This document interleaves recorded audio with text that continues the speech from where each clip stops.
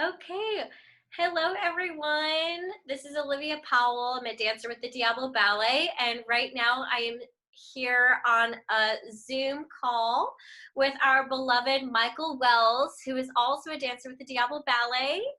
And I'm just going to be asking him a few questions about how he has come to be at the Diablo Ballet, what his experience has been like during this quarantine, what his experience has been before, and just kind of what has gotten him along through this crazy journey of life. So welcome, Michael. Thank you so much for talking to me today. Hey, Olivia, thank you for having me. I miss our in-person meetings a lot, but it's nice to digitally see you at least. I know. We're very lucky that we live in the time of technology where we can at least see each other's faces still. Yeah. So why don't we just start from the very beginning? Where are you from? So I'm originally from Atlanta, Georgia. Born and raised in Atlanta, and that's also where I started my dance training. I started at Decatur School of Ballet in Decatur, Georgia, which is like East Atlanta. I love Decatur. Decatur, yay! It's such a cool neighborhood, yeah. It's a really cute little neighborhood. Super cute. It's like where you raise your kids in Atlanta. Anyways, so I'm from there, and then I started at Decatur School of Ballet, where I got my kind of intro to dance, and then I later moved to Atlanta Ballet for training when I started taking ballet a little bit more seriously, and then later moved on to North Carolina School of the Arts to finish up my training, and then moved back to Atlanta to start my professional career as a trainee with Atlanta Ballet. So a lot of Atlanta, Georgia. Wow, I didn't realize that you started at Atlanta Ballet, left for a while, and then I never realized that you returned after it. How old were you when you first started at the Decatur School of Ballet? I was in 8th grade, so that is like 13, maybe even 14. I want to say I was 13 years old. I actually started tap dancing at first. Yeah, I was a big tap dancer. So I started at 14 with tap because I was a percussionist for a long time. I played percussion from 5th grade into my sophomore year of high school, so about 5 years on drums, and that was a really natural transition into tap dancing for me. And I had some natural ability with tap, and I really love tap still to this day. I just don't get the opportunity to do it as much. But then once I was at the studio taking tap classes, they started kind of nudging me in the direction of more classical forms of dance. And so I eventually signed up to start taking modern classes, and then to become a better modern and jazz dancer, I was told I needed to take some ballet classes. And so it actually wasn't until I was about like 16, 15 maybe, until I started like training in ballet. That's not totally true. I did take ballet as a kindergartner for 1 year, but then, yeah, I got some really cute photos. I actually still have the ballet slippers from kindergarten. Oh, are they like this big? They're so tiny and adorable, and like they like don't make ballet slippers in the same way anymore. It's hysterical. Right. Relics from an old age. It really dates me, I guess. No. I didn't really start like formal, serious classical ballet training until much later on, which is kind of the story for an amount of male dancers, I think. You know, they kind of find their way into ballet quite late. I think it takes a lot of like self-awareness and kind of self-acceptance to be a man and put on tights and go into a room full of women and like right. dance. I think it's not something that younger, I guess, cisgendered men would find easy. Yeah. No, that's definitely, you know, from the female experience, you know, I was always like one of many, many women or girls, I guess, back then, training, and we were lucky if we even had like one boy in the class. Yeah.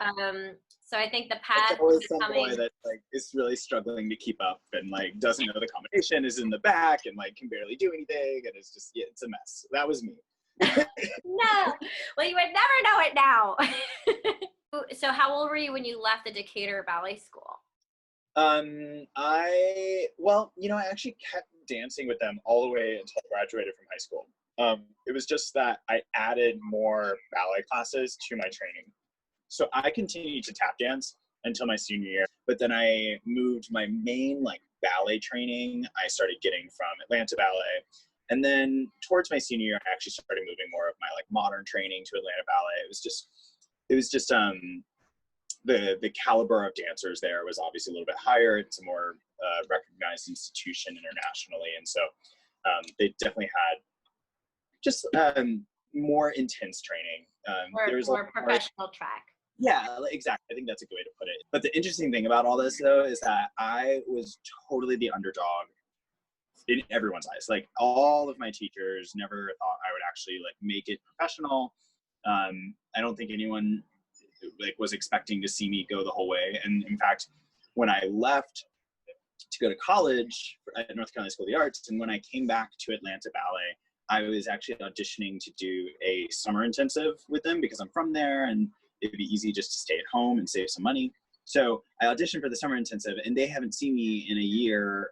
I've been training elsewhere. I come back and they were like, oh, here comes Michael again, slap him in the lower levels. And I showed up at day one of the summer intensive and they were so shocked at like the growth that I had done while I was away that they bumped me up into the pro level in summer intensive. And then a couple weeks later, was offered a contract. So Wow. I was such the underdog and I like came from behind and just surprised everyone. Exactly. And that says so much about like who your character is as a person. I think a lot of people would have allowed themselves to just say like, okay, these people that, are obviously hired at this big institution know what they're talking about. And a lot of people would allow it to kind of affect them and their choices to not keep pursuing this Oh yeah, path. absolutely. If I And would you have didn't learned say it, that. I would not have gone to college for dance. But at some point I decided that dance was important to me. And I majored in contemporary modern dance and composition. Not So ballet. not ballet at all. We took ballet every single day because it's a dance conservatory, but it was highly focused on modern dance technique, and that's because that was totally what I thought I would do. And then ended up getting hired by a very classical ballet company. So And you know what? Because you can do it, and you're amazing, and you're beautiful, and I think you're a true example of someone that has faced a lot of like opposition and in terms of like what people have said, like, oh, you can do this or you can't do that, and you're like, you know what, I'm going to do it, and I'm going to do both really well. Well, I try to. That's the goal. I feel like modern dance is something that a lot of ballet dancers don't actually get that much exposure to, especially when they're young. And it's so valuable. And it really helps, especially, ballet companies don't only do ballet work and classical work anymore. You have to be able to move. So how do you feel that when you return to the Atlanta Ballet as a professional, how do you feel like your modern training like really helped you? Well, at one point, I had Amy Seiwert come to Atlanta Ballet to choreograph a ballet. And although I weirdly didn't end up dancing this piece, I remember the first day of auditions because the whole company had to audition, trainees included, auditioned. And she really liked me and she invited me into the next rehearsal after lunch was only principal men and me. And it was like such a big moment for me because I was like called to a principal rehearsal and I was I feel little. it was a big moment for the company too because all of a sudden they saw me because it was the first contemporary work we had. It was the first time anyone had seen me move. We had all been doing just ballet, and it was not the most flattering thing for me, especially at that point in my career. I didn't really know how to fuse what I know from modern dance into ballet. Like that hadn't happened for me yet. I very much viewed them as separate things. Mm-hmm. And so I was very stiff and I didn't have the coordination in ballet that I have in modern. So anyways, so Amy Seiwert helped a lot with that. But then also, and I want to say this season was the same season, but we had Val Caniparoli do Lamborena, which if we work with Val a lot at Diablo Ballet, which is interesting. I've now come full circle. I've reworked with Amy Seiwert at Treatment, And then I worked with Val at Diablo Ballet again.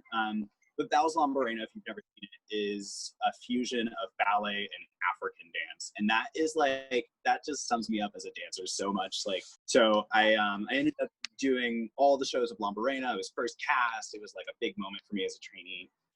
So that was kind of, I guess, my experience as a modern dancer coming to a ballet company, is that I was kind of, again, those affirmations of you're not classical enough, you can't do the boy steps, like you need to work on this, that, and the other.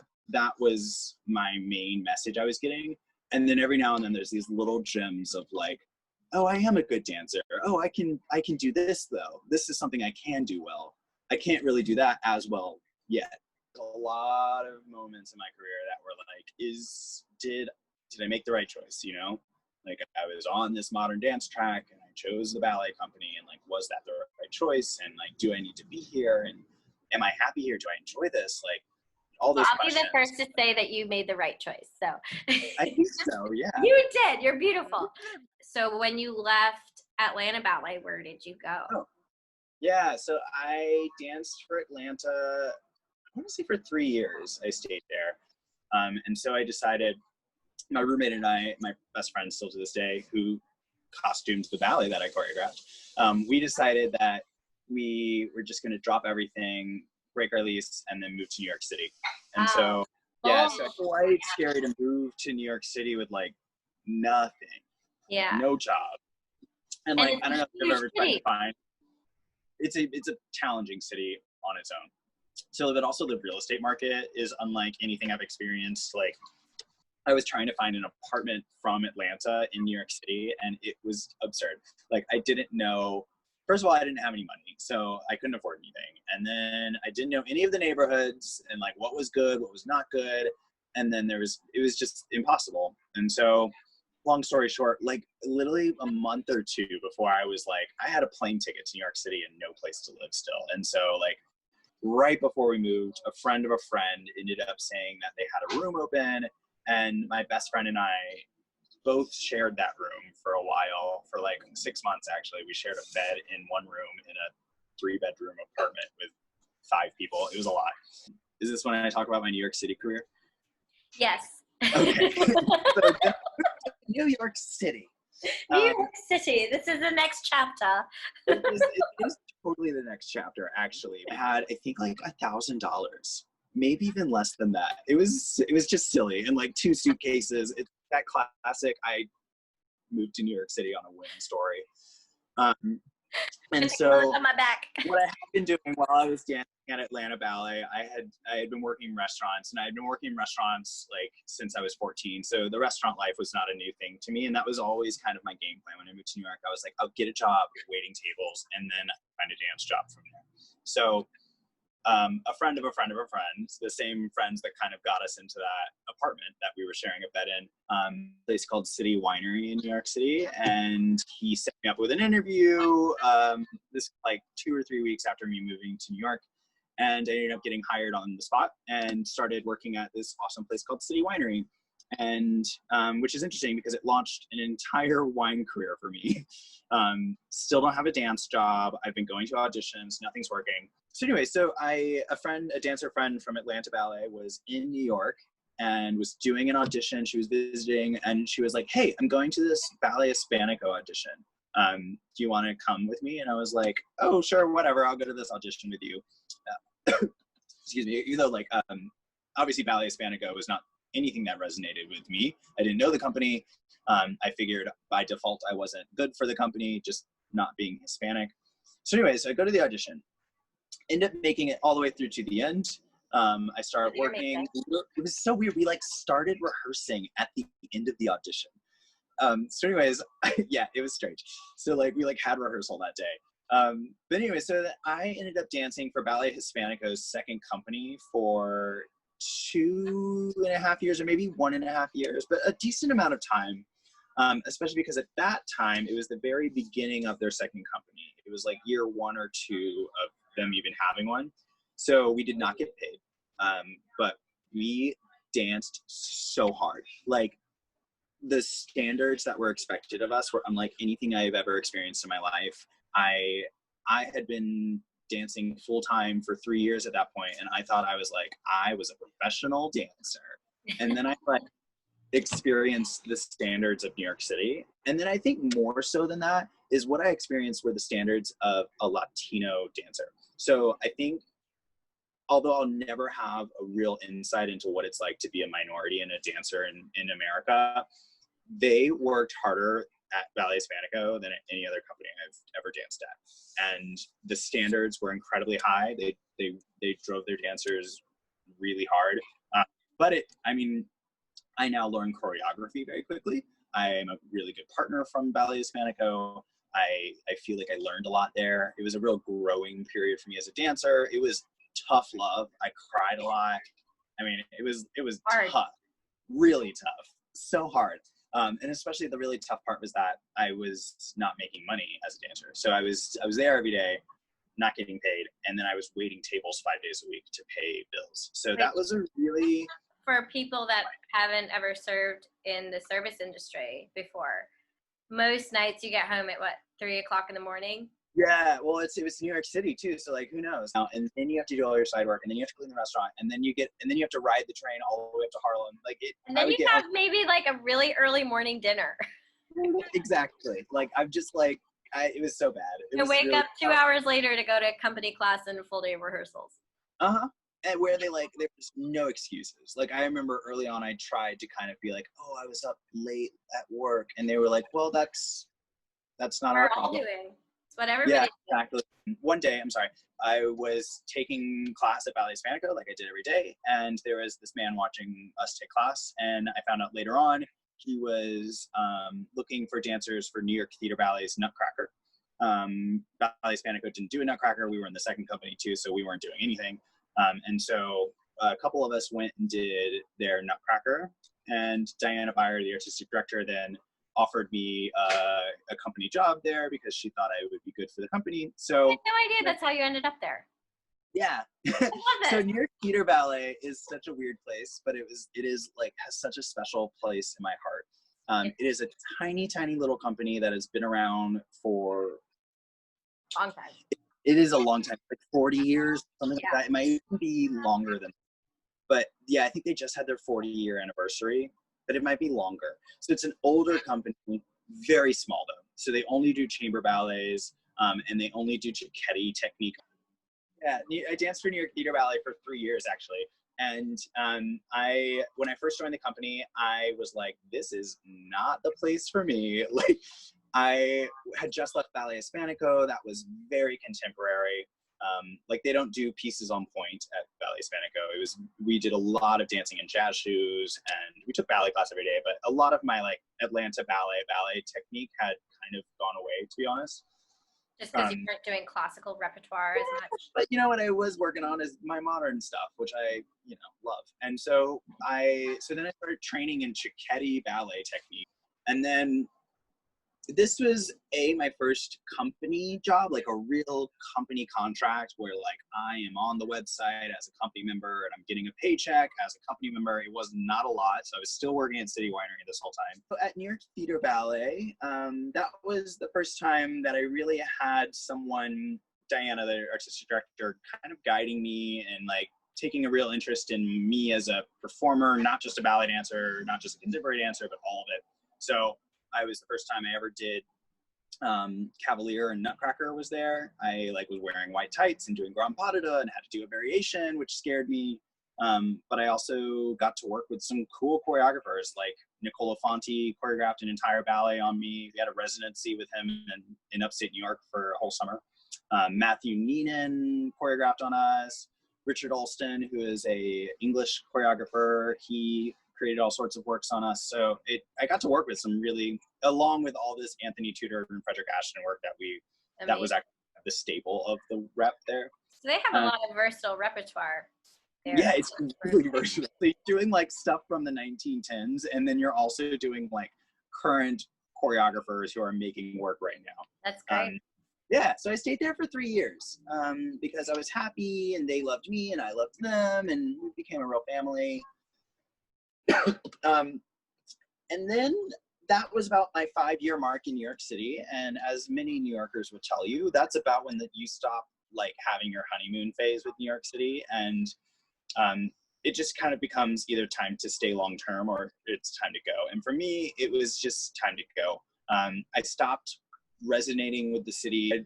The crowds were just stressing me out, and none of it was really appealing to me. I had no money and no free time, so it was like, what's the point in being in this amazing city if I can't afford to be here, Right. and I can't enjoy myself here because I'm working 5 jobs.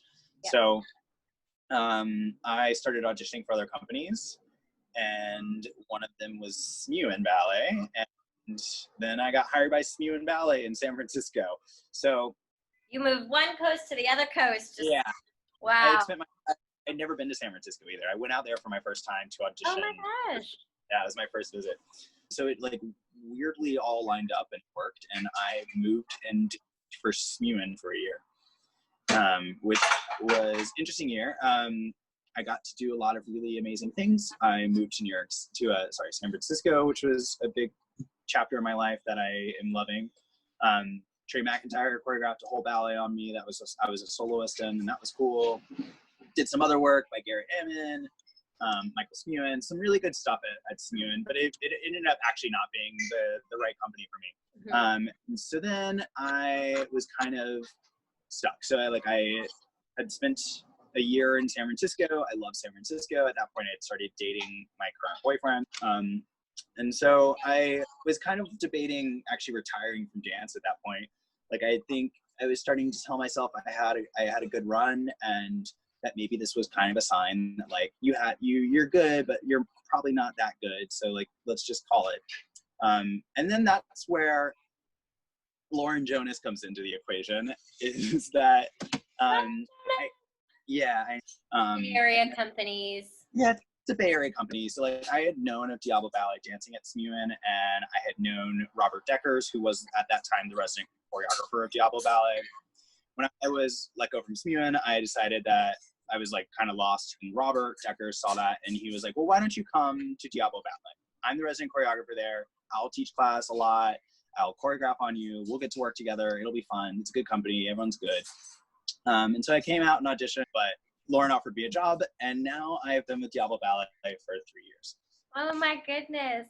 So that is my whole career. Your whole career. I think all professional ballet dancers, whether or not you've been in big companies or small companies, or you've stayed with one company for a long time, or you've kind of navigated through a few companies throughout your career, I think all dancers relate to not feeling appreciated and feeling like a little like lost, and like the fact that we have nomadic lifestyles. You know, I mean, I think every single dancer at the Diablo Ballet, we have people from all over the world in our company, and we have people from all over the country in our company. Yeah. And even though we're all from different places, you've been to other places too. So there's a communal sense of, oh, we've experienced times in our lives where we have felt not adequate and not worthy of the career in itself. I think we like put the career on a pedestal. Oh, for sure. And we all give ourselves like imposter syndrome all the time. Yeah. Like, I'm not good enough for this. Yeah. Really hard. Like, oh, they accidentally gave me this job. Like, what? Like, yeah.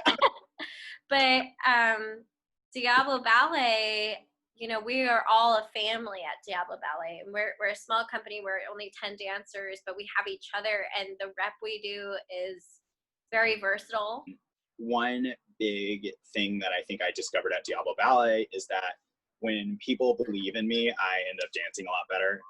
Or when I believe in myself, I end up dancing a lot better. So in places in my career where I was getting those affirmations of you're not good enough, or this isn't classical enough, or you can't do this because of X, Y, and Z, that I really, as the empath, like I put that on me, and I really internalized it, and I didn't have that sort of growth mindset.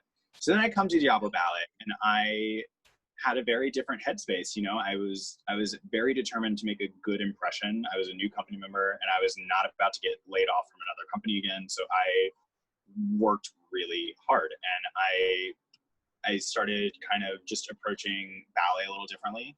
I stopped trying to just get my legs as high as possible, or like just like really crank things, and I just started focusing on what they kind of tell you at the beginnings of ballet, which is like proper alignment and like things supported from underneath. And I just took it as an opportunity to kind of put fresh reset on me as a ballet dancer. Yeah.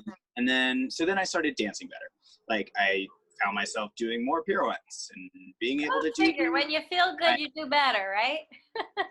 I have been kind of building this interesting little wine career on the side the whole time, and it started off as very much like a way to pay my bills in New York City, and now it's becoming so much more. It's becoming more like another facet to who I am as a person, and potentially, you know, post dance career. I'm just kind of working with the climate that I have right now, and I don't think I'm allowing what's going on to affect me as an artist. Yeah, I think that's what I'm doing. I'm also trying my best to stay active every day. I'm also teaching online wine classes, so that's been really interesting. I've been like doing that like almost once a week, if not every other week. So I've been keeping busy, that's for sure. Yeah, for sure. For sure. Also, and we're working on a project. We're working on a project. So we've been busy. One thing that I'm missing the most that I can't recreate at home is the feeling of being on stage and performing. It's something that, as a person, I love to be talking with people and in person and just chit chat. I mean, I love that. But there's something to be said about the energetic exchange of being on stage and giving something to an audience. It's something that I'm really missing right now, for sure. So I'm excited to get back in the studio and start dancing with you again. And yeah, I can't wait. It's going to be great. We're going to have so much to share. Oh my gosh, I can't wait to like go across the floor. Like, how exciting. I know. And like jump. I can't wait to jump. I almost still can. Huh? I did a pirouette today. I picked up my Marley, and I was like, I wonder if I can still do this. I did a triple pirouette, so it's still in there somewhere. It's in there. It's in there. And now we have, what you said earlier, we have Marley that Lauren Jonas so graciously had cut for all of us to pick up and put into our homes, so we're able to take class and maintain our craft. Thank you so much for talking to me and for sharing your story. On behalf of all of Diablo Ballet, we are just so grateful to have such a loyal and amazing audience. We wouldn't be able to even do the little that we can do from our homes without any of you. So thank you so much for that. And thank you for tuning in. We love you, and we hope that you stay safe and stay healthy. Thank you so much, everybody. Thanks for talking to me tonight.